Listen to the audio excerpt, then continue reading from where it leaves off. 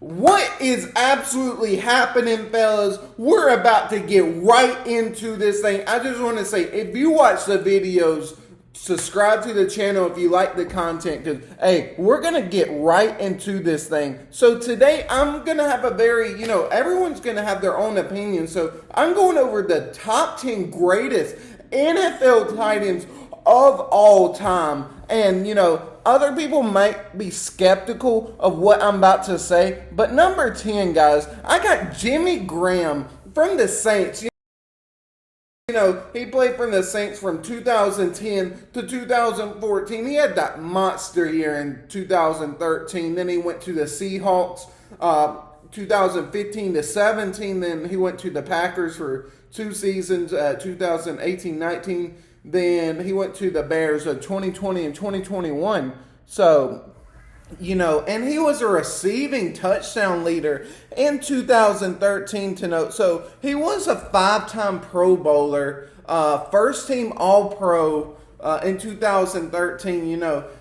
So Graham was that guy as a receiver. So the thing is, Graham's prominence conceded with an era of NFL predicated on converting, former basketball players more into football players. But, he was absolutely one of the best. So he was an unstoppable 6'7" matchup threat. In the middle of the field, Graham's quarterbacks could likely lob an errant pass to the vague direction, and he still come down with it. Fittingly, Graham holds the Saints single season record, for receptions. So that's a very good look when we're looking at the greatest tight ends of all time.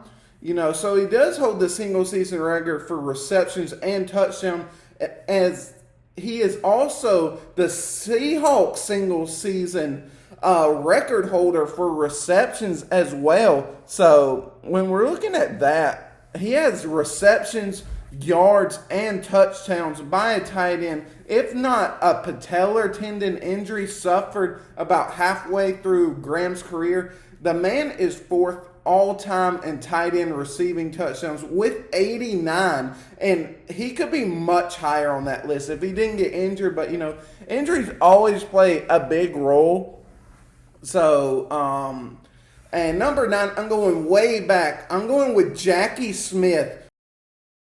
Number 9 for the Arizona Cardinals. He played in 1966 to 1969 for and he played for the Dallas Cowboys in 1978. So, hey, he did his thing over there. 3 years at Arizona Cardinals, he was a monster. So, he was a 5-time Pro Bowler as well. So, in his heyday, Smith was a trailblazing force. Even while, mirrored in Medicord Cardinals team, the veteran tight end managed to consistently victimize, teams, man. So, he managed to consistently get defense with superb route savvy and some of the better hands in league history. So that's what's made the ending to his career,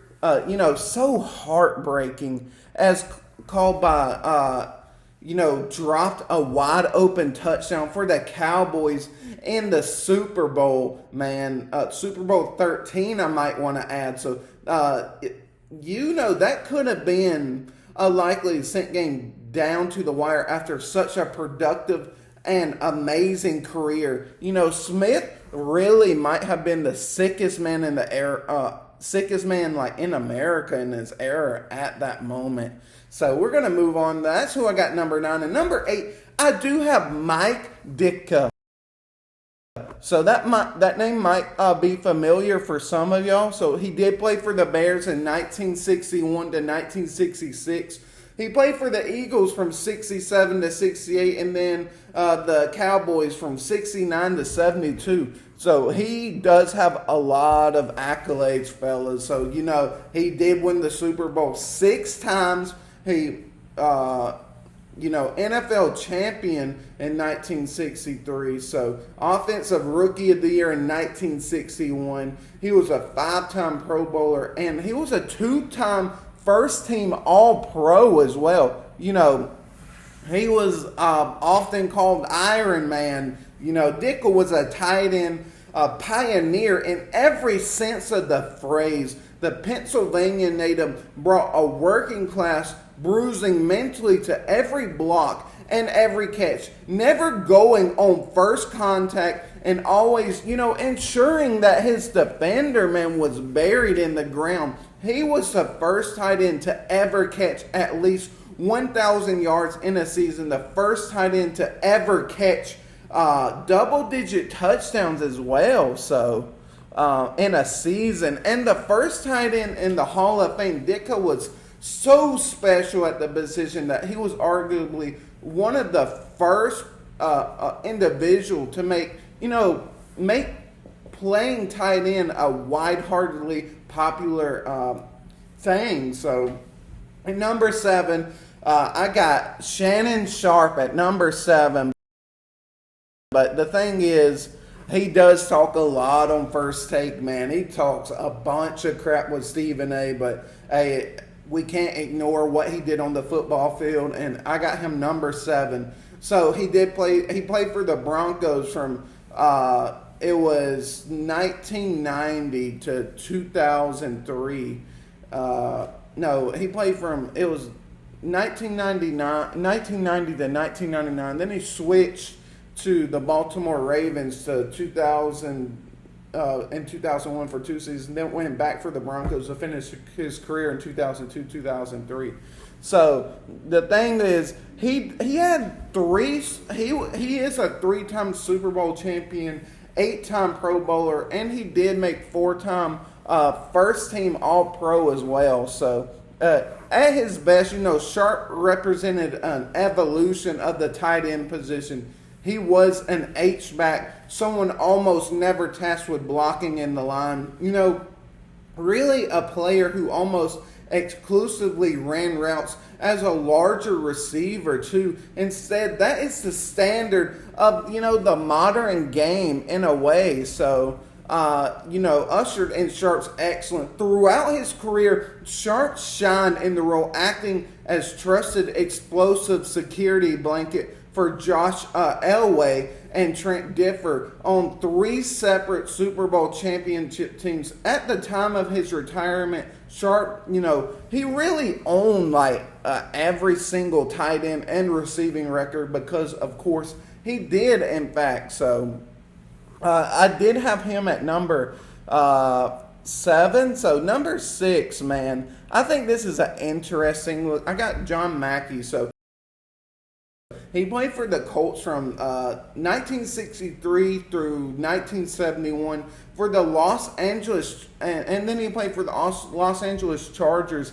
in 1972. So he was a Super Bowl 5-time champion. He won NFL champion in 1968. He was a 5-time Pro Bowler and 3-time first team All Pro as well. So the thing is, the best endorsement of his playing career is that, that John Mackey Award, named after college football best tight end, and every year is named after him.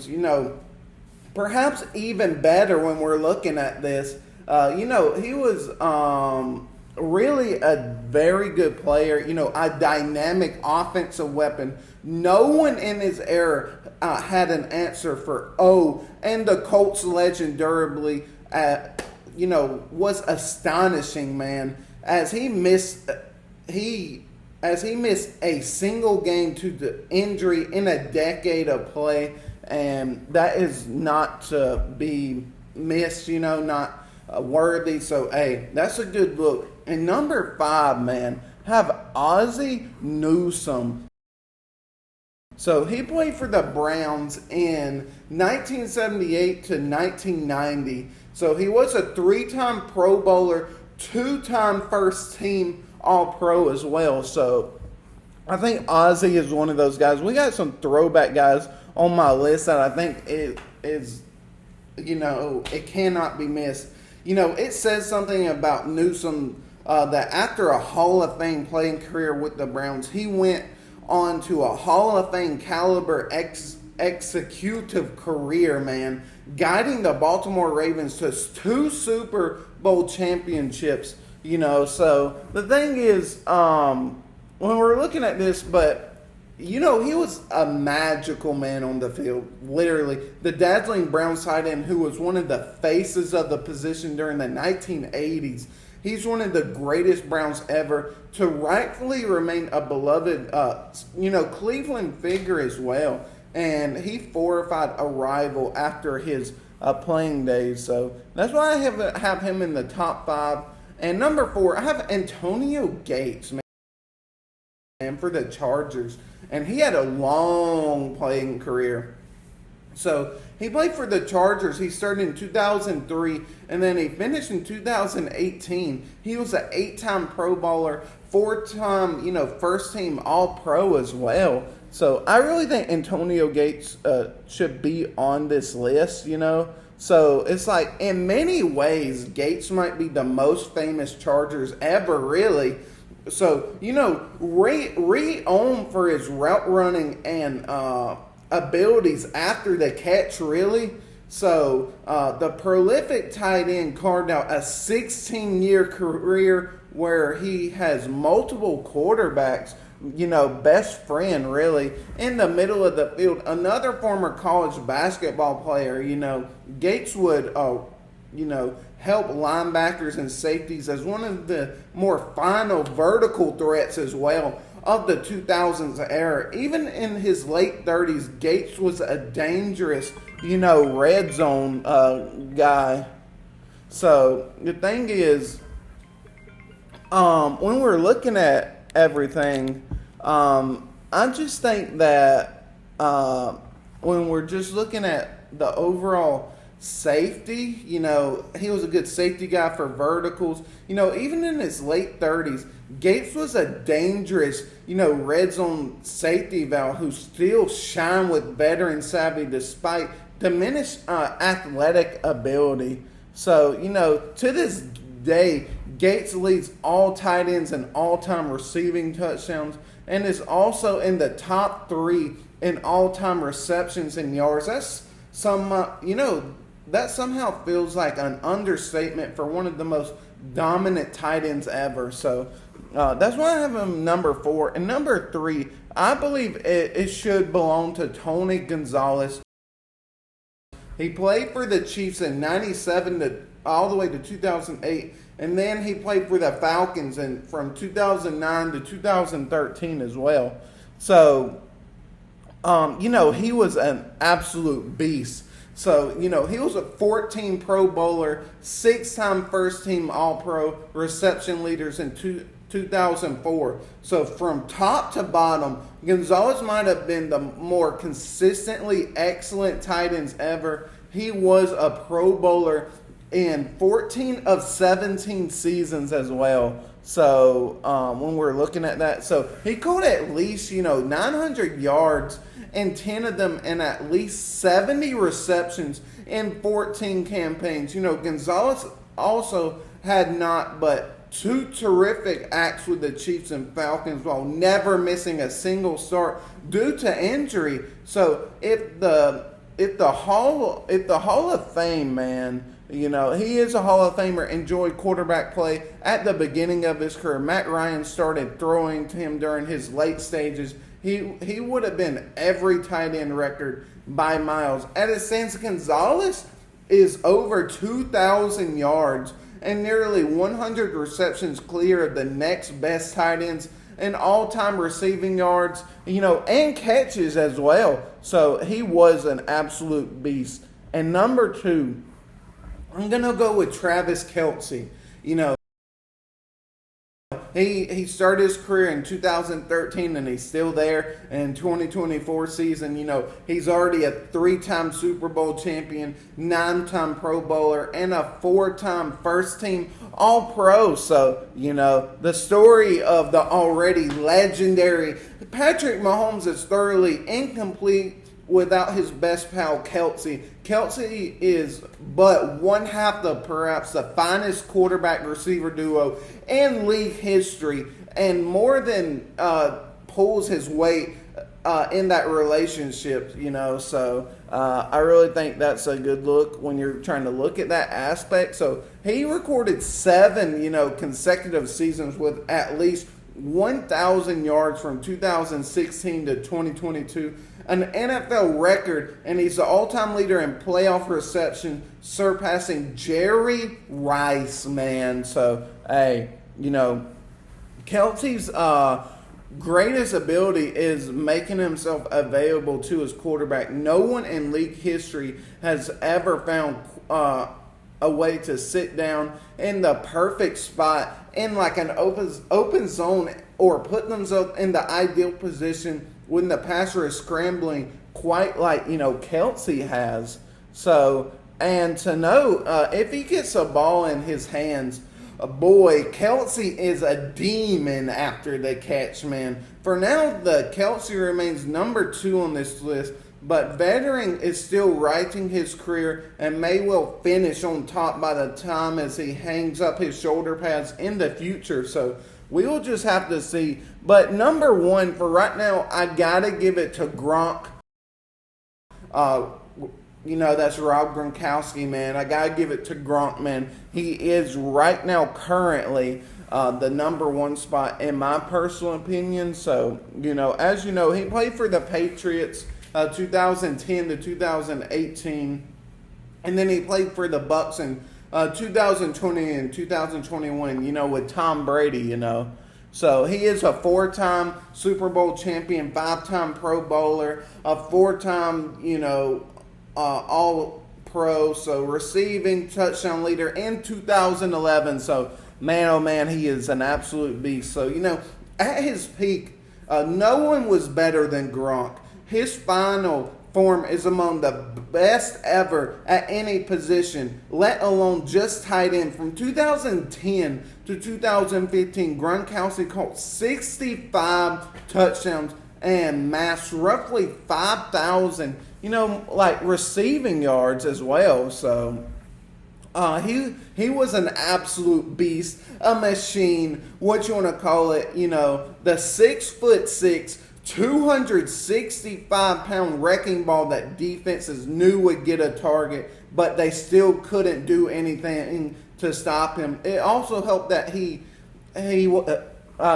Tom Brady was his quarterback, man. So, partner in crime, a quarterback who understood defenders, had no real answer for Gronk at any time point in his career. If not for some unfortunate injuries, we might be talking about Gronk as one of the best football players ever, period, basically. So, that's my list. Y'all guys may be skeptical, but you got to throw in the all-time players all the way back in the day. So I really think, Gronk and Kelce are the top 2 best tight ends to ever do it in that career span. So that's just my take on what I personally think. And, you guys need to let me know what I missed and what I should have put in at a different spot. So I still think Jimmy Graham deserves to be on this list. Injuries played a critical role in his career, which is highly unfortunate. But, just let me know what you guys personally thought about this. And, hey, that's an extremely good look when we're looking at this aspect. And, I highly appreciate, people that watch my videos, take the time to watch it. So I highly appreciate that on a crucial level, guys. I do. I appreciate it that you take the time. But, hey, I think this is going to be the end of this episode. And you guys just let me know what you want me to go over. Any kind of sports take. Just let me know what you guys want to for me to mention or talk about. So just let me know, guys. And, hey, this is going to be the end of this one. I appreciate you guys that watched to the end. And, hey, we're out, fellas. Let's go.